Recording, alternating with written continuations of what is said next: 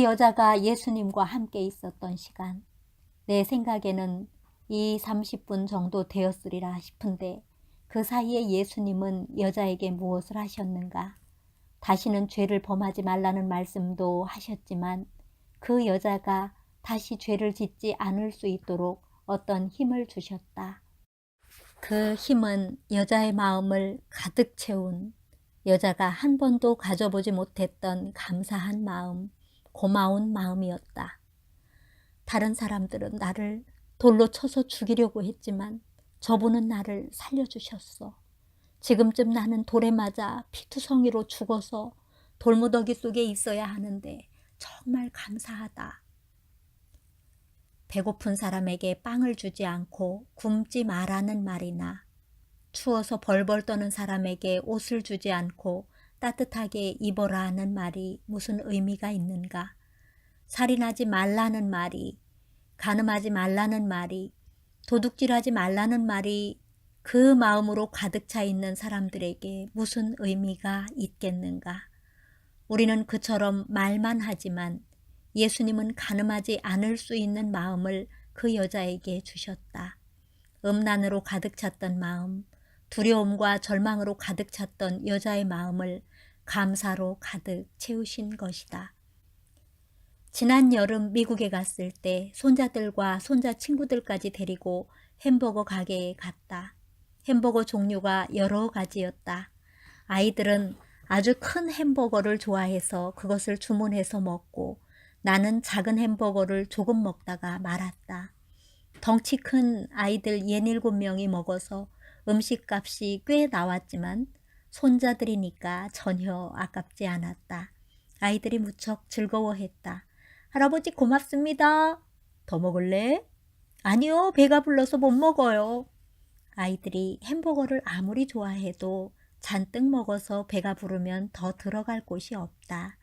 그처럼 예수님은 가늠하다 잡힌 여자의 마음에 다른 것이 들어갈 틈이 없게 감사로 가득 채우셨다.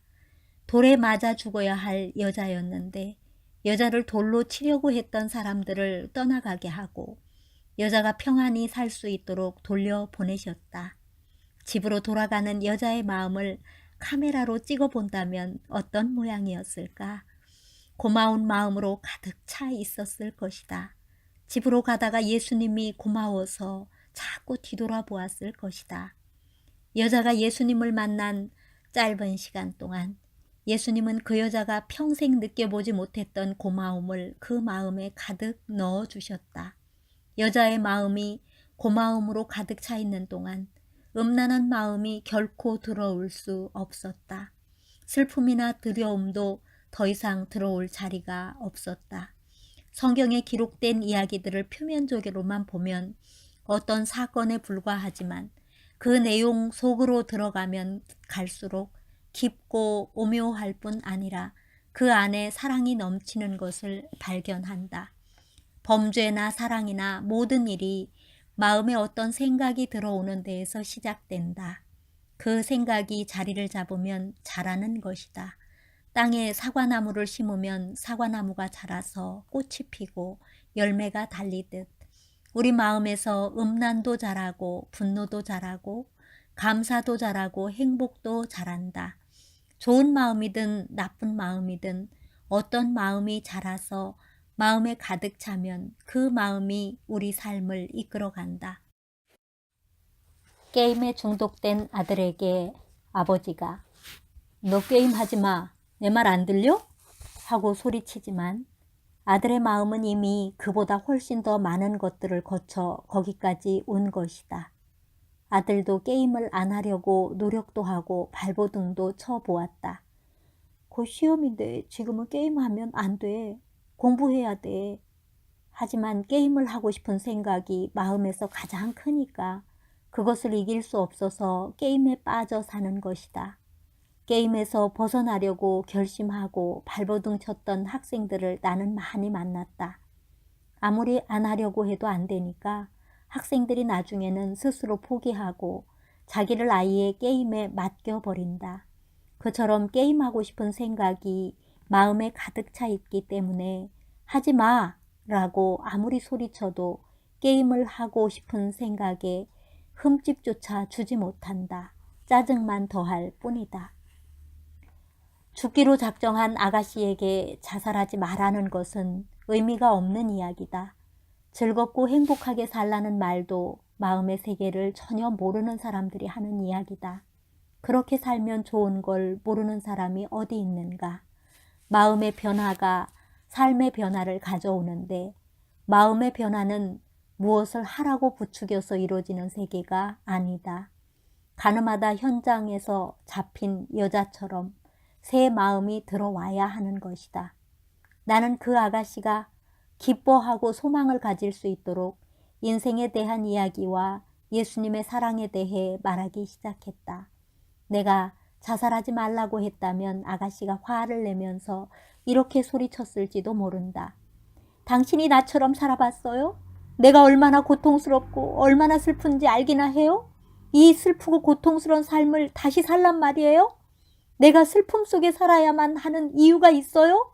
죽으면 끝이잖아요. 슬퍼하지 않아도 되잖아요. 서툴지만 나는 아가씨에게 소망에 관한 이야기를 했다. 한두 시간 이야기한 후 시간이 많이 흘렀으니 오늘은 이만큼만 이야기하자 하고 일어서면서 이렇게 덧붙였다. 내 아내는 한국 전통 요리를 잘해. 네가 원하면 내일 점심 식사에 너를 우리 집으로 초대할게. 아빠랑 올래? 네. 아내에게 이튿날 두 사람을 위해 점심 준비를 부탁했다. 아가씨가 조그마한 선물을 들고 아버지와 함께 왔다. 우리는 함께 점심을 먹었다. 아가씨가 즐거운 마음을 감추지 못하며 행복해했다. 사모님, 이 음식 정말 맛있어요. 어떻게 만들어요? 요리하는 법을 배우고 싶어요. 이 음식 만드는 법을 내게 가르쳐 주세요. 생전 처음 식사에 초대받은 사람 같았다. 그 아가씨의 마음에 자기를 사랑하신 예수님이 가득 채워지니까 삶이 달라지기 시작했다. 그 모습을 옆에서 지켜보는 나도 기뻤다. 시간이 흘렀고 그 아버지가 오랜만에 나를 찾아왔다. 한참 이야기를 하다가 전화기를 꺼내서 버튼을 누르기 시작했다. 내게 수화기를 넘겨주는데 딸이었다. 잘 지내니? 네, 제가 캐나다에 있어요. 그래? 거기서 뭘 하는데? 여기서 요리를 배우고 있어요. 목사님 댁에서 먹은 점심이 너무 맛있었고 정말 행복했어요. 공부를 마치면 식당을 차릴 거예요. 목사님, 우리 식당에 꼭 와서 제가 만든 요리 한번 드세요. 그 아가씨의 마음에서 죽음이 다 물러가고 새 마음이 자리하고 있었다. 죽으려고 했던 것은 옛날의 추억이었고 기쁨과 감사의 마음이 넘쳐나고 있었다. 좋지 않은 일을 하지 말라고 해서 안 하는 것이 아니다. 우리 마음이 무엇으로 채워져 있고 무엇이 제일 큰지 그것이 중요하다. 마음에 채워진 것이 게임이라면 그 마음을 바꾸지 않은 상태에서 게임을 그만하려고 하면 너무 고통스럽다. 마음에 도박이 채워져 있는데 그 마음을 바꾸지 않고 도박을 안 하려고 하면 정말 힘겨운 것이다. 마음에 가득 차 있는 것이 마약이라면 그것을 어떻게 거부할 수 있겠는가?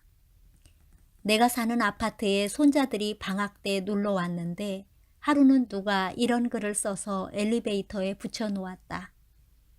어제 내가 무거운 짐을 가지고 엘리베이터를 탔는데 7층에 사는 학생들이 내가 부탁하지도 않았어도 짐을 우리 집까지 들여다 주었습니다. 요즘 아이들은 나이 많은 사람을 쳐다보지도 않는데 요즘 시대에 그런 아이들을 만나서 정말 행복했습니다. 물론 짐을 들어준 것도 고맙기도 했지만 그보다는 이 아파트 엘리베이터 안에서 그런 아이들을 만난 것이 너무 행복하고 즐거워서 글로 남겨 여기 붙입니다. 마음이 없는데 잘해야지, 선하게 살아야지, 기뻐해야지, 행복해야지 한다고 그렇게 되는 것이 아니다. 마음이 기쁨으로 채워져 있으면 기뻐할 수밖에 없고 마음이 행복으로 가득 차 있으면 행복할 수밖에 없다. 마음에는 개임이 가득 차 있는데 공부하려고 하면 어렵다. 예수님은 간음하다 잡힌 여자에게 다시 죄를 짓지 말라고 말만 하신 것이 아니라 죄를 짓지 않도록 여자의 마음을 감사와 행복으로 가득 채우셨다. 많은 젊은이들이 게임이나 잘못된 습관 때문에 힘들어한다. 나는 그들에게 무엇을 하지 말라고 하지 않는다. 소망을 넣어주고 기쁨을 넣어준다. 어느 날 그들의 마음에 기쁨과 소망이 넘치면 잘못된 습관에서 벗어난다. 나는 그들의 이런 변화를 지켜보는 것이 얼마나 기쁘고 감사한지 모른다. 사람들은 자기 자신에 대해서 잘 모르니까 각오하고 열심히 하면 될 줄 안다. 물론 노력해서 되는 것도 있다. 그러나 근본적인 것들은 다 마음에서 시작된다. 마음에 기쁨이 가득 차야 기뻐할 수 있지. 마음이 슬프면 아무리 기뻐하라고 해도 기쁘지 않다. 마음에 고마움과 감사가 가득 차 있으면 그런 사람은 감사한 행동을 하고 미움이 차 있으면 독한 행동을 할 수밖에 없다. 우리가 가장 쉽게 할 수 있는 일은 마음에 있는 것을 그대로 표현하는 것이다. 마음에 행복이 있으면 행복을 표현하기 좋고 기쁨이 있으면 기쁨을 표현하기 좋고 감사가 있으면 감사를 표현하기 좋다. 반대로 불평이 있으면 불평을 표현하기 좋다. 불평이 가득한데 불평하지 말라고 하는 것처럼 힘든 일이 없다. 불평하지 않으려면 불평이 머물 자리가 없도록 마음을 기쁨과 감사와 행복으로 채워야 한다. 그 일을 가장 잘 하시는 분이 예수님이다. 간음하다 잡힌 여자는 예수님이 자기를 살려주신 것이 얼마나 고마웠겠는가. 평생 마음에서 고마움이 사라지지 않았을 것이다. 많은 사람들이 자기가 노력해서 삶을 바꾸려고 하기에 문제가 된다. 우리가 마음의 세계를 알 때 삶의 진정한 변화를 가져올 수 있다. 네, 저는 이 글을 읽으면서 콩 심은 데 콩 나고 팥 심은 데 팥 난다는 말이 갑자기 생각이 났어요. 소망을 심으면 소망이 무럭무럭 자라고 미움을 심으면 미움이 무럭무럭 자라고 아주 작은 것이지만 생각 하나를 심을 때 그 생각이 결국 커져서 열매를 맺게 된다는 것을 오늘 이렇게 생각하면서 하루하루 마음에 심는 작은 씨들이 결국은 커다란 열매로 나에게 돌아오게 된다는 생각을 해보게 하는 좋은 글이었습니다. 여러분은 마음에 무엇을 심고 계신가요? 오늘 심으신 것이 내일, 내년에, 10년 후에 내 인생에 큰 열매로 맺힌다는 것을 생각할 때 오늘 우리가 받아들인 생각이나 또는 꿈이 얼마나 중요한지 다시 생각해 보게 하는 그런 좋은 글이었습니다. 아가씨가 지금 프랑스 요리를 배우고 있다고 하잖아요. 언제 프랑스에 한번 가고 싶네요. 가서 꼭 그 아가씨가 만든 프랑스 요리를 먹고 싶네요. 행복한 음식을 만드는 멋진 요리사를 생각하니까 마음이 따뜻해지고 행복해집니다. 여러분 함께 해주셔서 고맙습니다. 다음 시간에 다시 뵙겠습니다.